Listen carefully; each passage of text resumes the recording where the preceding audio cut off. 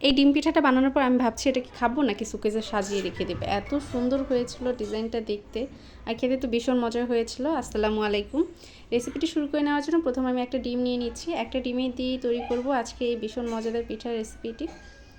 প্রথমে একটা ডিম নিয়ে নিলাম, এরপরে মাঝে দিয়ে দিচ্ছি চিনি। আমি এখানে 1/4 কাপের চেয়ে কিছুটা বেশি পরিমাণ চিনি দিয়েছি, তবে মিষ্টিটা আপনারা আপনাদের পছন্দ অনুযায়ী দিয়ে নেবেন। এরপর দিয়ে দিচ্ছি পরিমাণ মতো লবণ, আর দিয়ে দিচ্ছি 1.5 টেবিল চামচ পরিমাণ রান্নার রেগুলার তেল। এবার এই সব কিছু একত্রে খুব ভালোভাবে ফেটিয়ে নিব। আমি একটা কাঁটা চামচের সাহায্যে এই কাজটি করে নিচ্ছি, আপনারা চাইলে একটা হ্যান্ড উইংসের সাহায্যে এই কাজটা করে নিতে পারেন। যতক্ষণ না অবধি চিনিটা গলে ডিমের সাথে একদম মিশে যাচ্ছে সেই পর্যন্ত খুব ভালোভাবে সময় নিয়ে এটাকে মিশিয়ে নিতে হবে। শরীরে যত শক্তি আছে তা দিয়ে ঘোরানো শুরু করে দিলাম। একটা পর্যায়ে এসে চিনিটা গলে ডিমের সাথে মিশে গেল। দেখে বুঝতে পারছি চিনিটা গলে ডিমের সাথে একদম মিশে গেছে। এবার এর মাঝে দিয়ে দিচ্ছি আটা। আমি এখানে 1 কাপ পরিমাণ আটা দিচ্ছি প্রথমে, যদি আমার প্রয়োজন পড়ে আমি আরও কিছুটা পরিমাণ আটা অ্যাড করব। আটাটা দিয়ে হাতের সাহায্যে খুব ভালোভাবে মিশিয়ে নিচ্ছি। এই পর্যায়ে আর কোনো কিছু ইউজ করার প্রয়োজন নেই। মিশিয়ে নেওয়া এই পর্যায়ে আমার মনে হয়েছিল যে আরও কিছু পরিমাণ আটার প্রয়োজন আছে, তাই আমি আরও একটু পরিমাণ আটা দিয়ে দিচ্ছি। আর আমি এই পিঠাটা আটা দিয়ে তৈরি করছি, আপনারা চাইলে ময়দা দিয়েও তৈরি করে নিতে পারেন।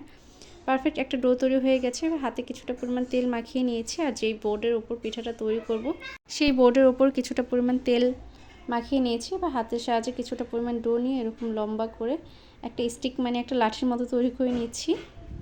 এবার এর দুইটা সাইড চাকুর সাহায্যে কেটে ফেলে দিচ্ছি এবড়ো থেবড়ো যে অংশগুলো আছে। এবার এটাকে আমি 3 ভাগে ভাগ করে নেব।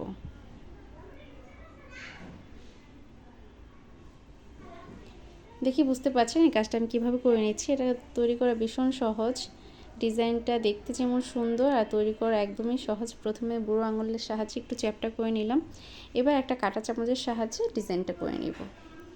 খুবই সহজ, দেখিয়ে বুঝে নিতে হবে, বলে বোঝানো যাবে না।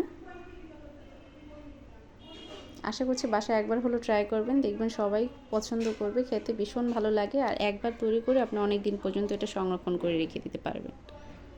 এই একই স্টাইলে আমি সবগুলো পিঠা তৈরি করে নেব। আর তৈরি করে নেওয়ার পর খুবই সুন্দর লাগছিল দেখতে। এবার এগুলোকে ভেজে নেব। ভেজে নেওয়ার জন্য চুলায় একটি প্যান বসিয়ে নিয়েছি, আর তাতে দিয়েছি পর্যাপ্ত পরিমাণ তেল। তেলটা যখন গরম হয়ে এসেছে সেই পর্যায়ে এক এক করে পিঠাগুলির মাঝে ছেড়ে দিচ্ছি। এবার চুলা আঁচটা মিডিয়ামে রেখে পিঠাগুলো অনবরত উল্টে পাল্টে ভেজে নেব। আর যেহেতু ডিম দিয়েছি সেই ক্ষেত্রে এগুলো ফুলে অনেকটাই বড় হয়ে গেছে।